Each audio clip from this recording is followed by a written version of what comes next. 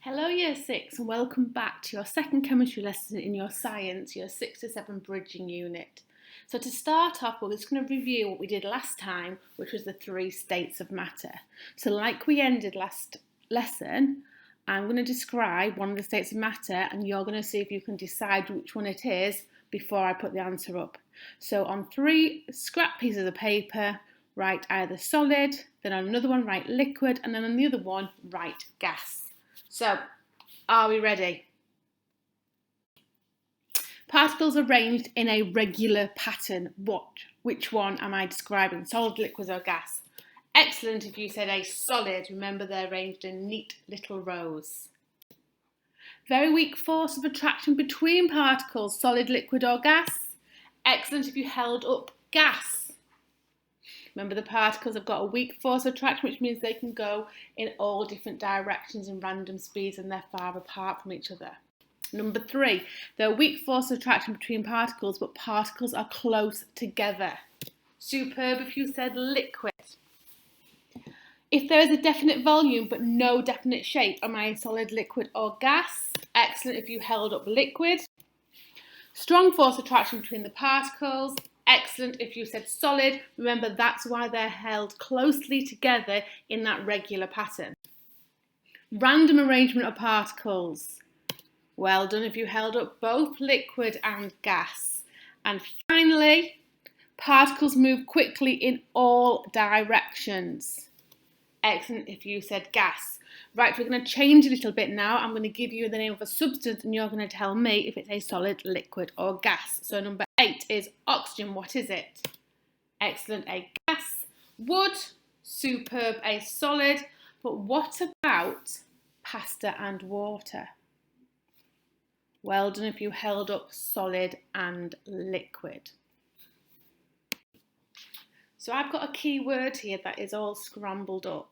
And this key word would describe how we would describe that pan of water and pasta. So what key word am I describing? Excellent if you thought mixtures. Right, today's lesson is about mixtures and it's about how we separate mixtures. So first of all, let's just look at what a mixture is. So a mixture contains 2 or more different substances. So a pure substance only contains that one type of substance, whereas a mixture contains 2 or more. But what's really important to remember that in a mixture, these substances aren't chemically joined. And because they're not chemically joined together, it means we can separate them. So think about a bag of M&Ms or a bag of Smarties. Now that is a mixture of different colours of Smarties or M&Ms. And you can quite easily separate the red from the yellow or from the blue. Okay, so a mixture is something that contains 2 or more different substances that aren't chemically joined together. And what's handy for us, because they're not joined chemically together, we can very, very easily separate them using physical methods. Okay, so a physical method just means that we can do it without there being a chemical reaction.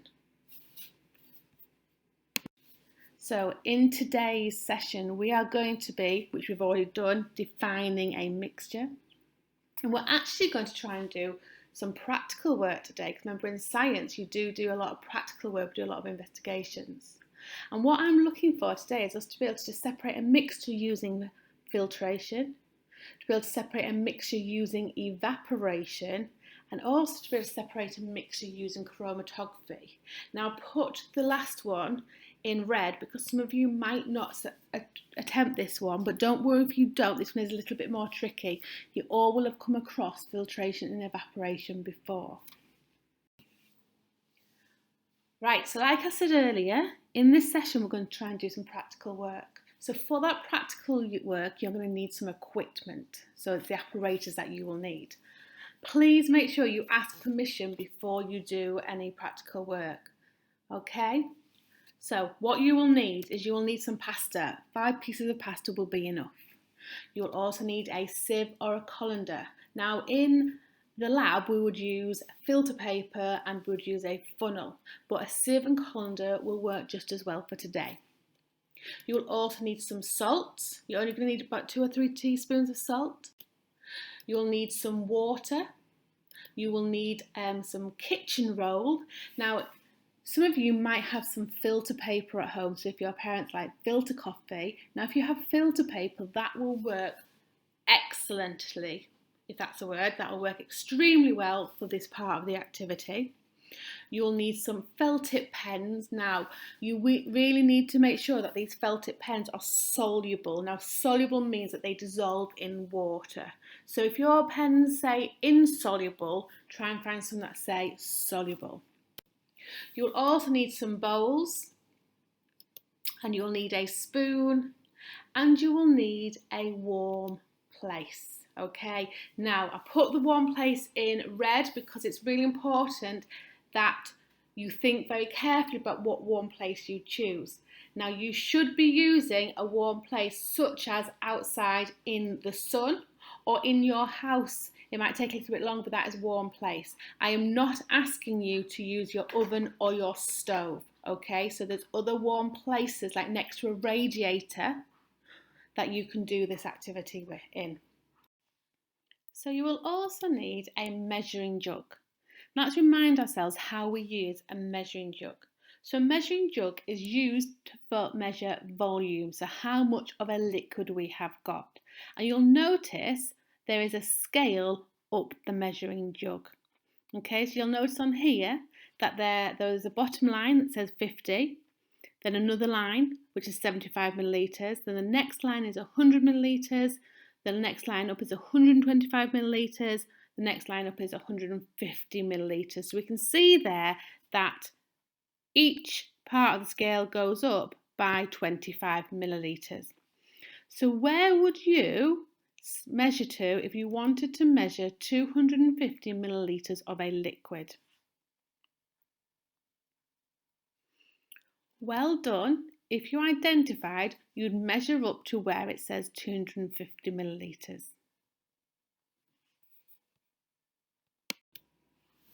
And remember, like I said before, that you need to ask permission from an adult before you start. Now, an adult might want to supervise you or be in the room as you're doing this, which is excellent if they choose to do this with you. But please make sure you ask permission before you start grading cupboards and finding pasta and sieves and things. So we are going to make 3 mixtures. The first mixture is pasta and water. So in science, we like to be accurate. Now, accuracy is all about being close to the true value. So I'm going to ask you to accurately measure 250 millilitres of water using a measuring jug or a measuring cylinder or anything you have got to measure 250 millilitres. And get as close to that 250 millilitres as possible, because that's accuracy. Now, if you haven't got a measuring cylinder or a measuring jug, don't worry. Just put an appropriate amount of water in. Okay, you're then going to add 5 pieces of pasta and you're going to give it a stir and place it into one of your bowls.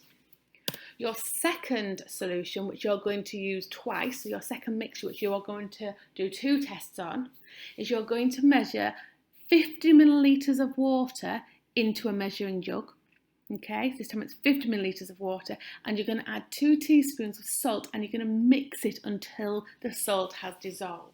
Okay, and we're going to look at dissolving and solubility in our next session, okay, in a little bit more detail.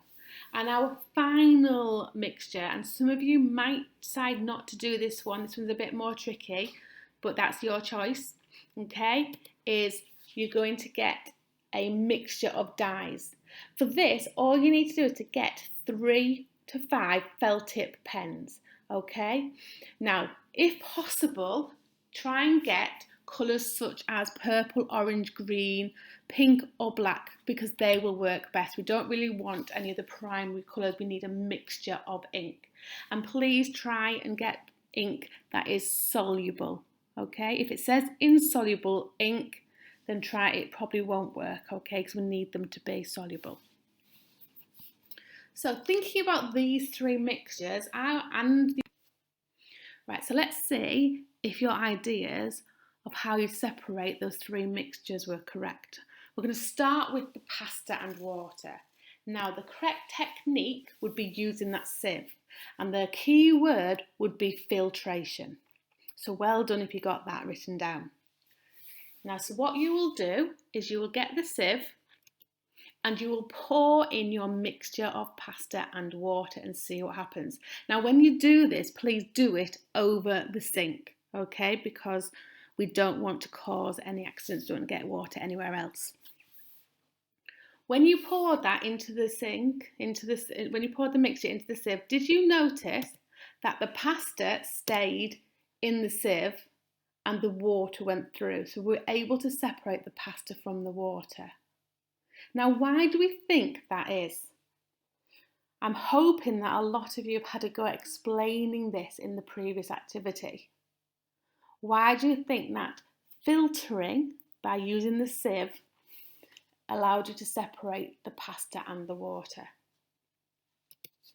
Here's the explanation. So the pasta is insoluble, and that just means it doesn't dissolve. So because it's insoluble, it stays as big pasta pieces. And when you filtered the mixture, when you poured it through that sieve, the pasta was too big to fit through the holes in the sieve. However, the water was small enough to go through. So as a result of that, the pasta stayed in the sieve and the water went through, thus separating the pasta from the water. Excellent if you got that right. Our second mixture was a solution of salt and water. Now we're going to first of all look at if filtration worked, okay? So when you do this, you're going to have to collect your solution, because we're going to have to do another experiment on that in a minute, okay? So when you filter it, please collect it into a bowl. So you've got your sieve, and as you pour your salt and water solution through the sieve, what do you notice? That both of them go through. So why is it that the filtering technique helped you separate the pasta from the water, but it isn't helping separate the salt from the water? Here we go then. So the salt is soluble, which means it dissolves. Okay, and you need to remember that these salt particles are actually much smaller than the water particles too. So when you placed these salt particles and water particles into that sieve, they were both small enough to go through the holes. And as a result, the salt water wasn't separated. You didn't get the salt away from the water molecules. They both went through. So this technique did not work. So what could we do to separate the salt from the water? Because I just want the salt. I don't need the water right now. I just want the salt. What could I do? Right, so filtering salt and water doesn't work, so what else could we use to separate the salt from the water? And remembering we're just wanting the salt. Well done if you said you would use evaporation. Now what we're going to do here is we're going to take our salt and water solution. So remember, we have just got our water molecules and our salt in the beaker together, and we're going to leave them in a warm place. So I suggest you leave them in the sun, outside, or next to a radiator or on a windowsill. And it might take a few days depending on the temperature, but leave it there and keep checking what happens, okay? What you will find is that the water will evaporate, okay? Meaning that you're just left with the salt, and you should be able to see the salt, if you added enough, in the bottom of that bowl. So leave it there, and if you do get the salt, take a photograph of it and let us see it when you come into school in September. So why does this work? This works because the salt is soluble, which means it does dissolve, and we're going to look at what dissolving means in our next lesson. Remember that these salt particles are really, really small. So if you heat the water and salt mixture, the water will evaporate. Now, we've looked at the 3 states of matter. So at the moment, the water is in a liquid form, But if you heat them up, you're giving these particles more energy, meaning that they can break away from each other and they can evaporate, so they can turn into water vapour and they can escape, leaving the salt behind. Okay, well done if you got that right. So our final mixture is the mixture of dyes in your inks, in your felt tip pens. Now this process that we're going to be using, this technique is called chromatography. But well done if you identified that you'd be using the kitchen paper or the kitchen towel for this. So you're going to set this up and let it run. So what you'll need to do is get a piece of kitchen paper. Now if you would like to fold it in half, that is totally fine. Now if you have filter paper, so when parents make, say, filter coffee, then that would be even better because it's very similar to filter paper that we use in school. So what you will do is, using your felt tip pens, about 2 centimetres from the bottom of the paper, you're going to put dots, nice dots, but make sure they're separate from each other, of the different colours. Okay? Then what you're going to do is place this filter paper or your kitchen paper into either a glass or a bowl, but you need to place it somewhere so that it can stand upright. Now, if you would like to sit and hold it, that's fine, or fold it over the edge of a glass, that can help. I'll put a bit of sellotape on it, that can help. But what we don't want to happen is that the filter paper or the kitchen paper falls into the water. Because what you are now going to do is add some water into the bottom of the beaker, glass or bowl, so that the water does not cover these spots of ink that you have made. And what you'll do is you will leave it there for a few minutes and you will see that the water will start to move up the paper. And as it moves up the paper, it's going to take the dyes with it. And these dyes will separate, or these inks, if you like, will separate into the different coloured dyes that make them up. Now, when you've done this, if you could take a picture of it and bring that into your first science lesson and show your science teacher, that would be really impressive to show them that you've already done some chromatography. Alternatively, you could let it dry out and bring that with you. So, an explanation. So how this works is the water will start to seep up the paper because the paper is absorbent. Now the inks are carried with the water. I like to think of it as the water gives the ink a piggyback. Now these dyes, so the mixture of dyes that make up the ink, travel up the paper at different speeds. Okay? Think about that. These inks will have different solubility. So some of them will dissolve very well in the water, and some of them won't dissolve as well. Now, if something has dissolved very well, and we're going back to the piggyback scenario, think about them holding on really, really tightly to the person giving them the piggyback. If someone's holding on very tight and you're having a piggyback race, the person that's running will be able to move up a lot faster, won't they? They'll be able to they'll be able to move a lot faster. Now, if someone is not holding on very tight and is busy waving at all their friends, we're going to say that they're not as soluble, then they're not going to move up at the same speed. So because all of these dyes move up at different speeds, they will all travel different distances in the same time. And that is how you will use chromatography to separate the mixtures of dyes that make up the ink.